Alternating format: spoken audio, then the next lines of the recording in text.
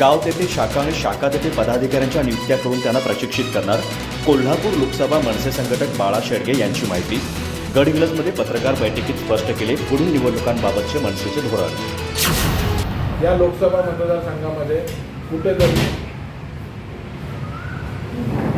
जिल्हा परिषदेच्या गटावर म्हणजे तिथे आमचा उपतालुका अध्यक्ष असेल, पंचायत समितीच्या गणावरती आमचा विभागाध्यक्ष म्हणून काम करेल, जिथे ग्रामपंचायत आहे तिथे आमचा शाखा अध्यक्ष म्हणून काम करेल. अशा पद्धतीने आम्ही त्या नियुक्त्या केल्या आणि त्या पद्धतीने भविष्यामध्ये काम करावं. त्यांना आता काही थोड्या दिवसात आम्ही त्यांना एक दिवसाचं ट्रेनिंग पण देतो की जेणेकरून त्या शाखा अध्यक्षाला पक्ष म्हणजे काय, पक्षाची शिस्त म्हणजे काय, पक्ष संघटन म्हणजे काय, प्रोटोकॉल काय असतो, इथपासून एक सेशनमध्ये ते असेल, दुसऱ्या सेशनमध्ये त्यांनी कुठल्या पद्धतीने काम केलं पाहिजे, शाखा अध्यक्षांनी ग्रामपंचायतीमध्ये येणाऱ्या नागरिकांच्या काय समस्या असतात त्या कशा पद्धतीने सोडवल्या जातात, ग्रामसेवकाच्या माध्यमातून काय होतं, ग्रामसेवकाला त्या ग्रामपंचायतीला कुठनं फंड्स क्रिएट होतात, ते फंड्स आल्यानंतर ते व्यवस्थित विनियोग होतो की नाही, त्याचप्रमाणे पंचायत समितीला किती फंड्स येतात, ते कशा पद्धतीने युटिलाइज होतात, मग त्या गावांमध्ये ते येतात का, जिल्हा परिषदेचे फंड्स काय, राज्य शासनाचे काय फंड्स आहेत, सेंट्रलचे काय फंड्स येतात,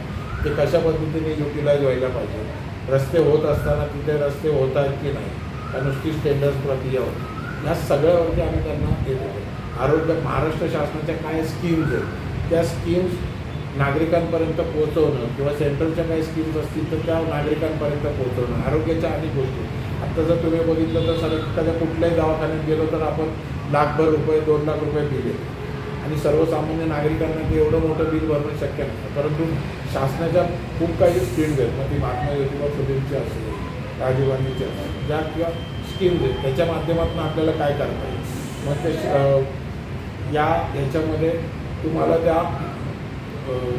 ऑरेंज कलरची शिधापत्रिका किंवा व्हाईट शिधापत्रिका असेल तर ती कशी, उत्पन्नाचा दाखला असेल, मतदार यादीत नाव असेल किंवा तुमच्या रेशनिंग कार्डमधलं नाव, या सगळ्या गोष्टींवरती आपल्याला थोडंसं मुलांना आमच्या त्या नवीन पदाधिकाऱ्यांना आम्ही ट्रेनिंग देतो की जेणेकरून भविष्यामध्ये त्यांना काम करत असताना ते कशा पद्धतीने केलं पाहिजे.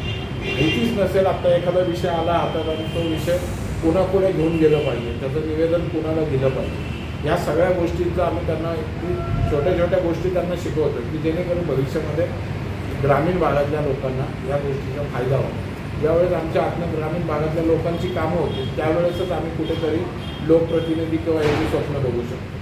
घरात बसायचं आणि म्हणायचं मला सरपंच करा किंवा मला पंचायत समितीचा मी सभासद झालं पाहिजे, जिल्हा परिषदेचा सभासद झालं पाहिजे किंवा नगर परिषदेत नगरसेवक झालं पाहिजे, हे शक्य नाही. जोपर्यंत तुम्ही लोकांची सेवा करत नाही, लोकांचे प्रश्न सोडवत नाही, लोकांच्या अडीअडचणीला उभं राहत नाही तोपर्यंत. आणि हे कशा पद्धतीने आहे या संदर्भात खूप मोठ्या प्रमाणामध्ये आम्ही तिथं काम चालू केलं.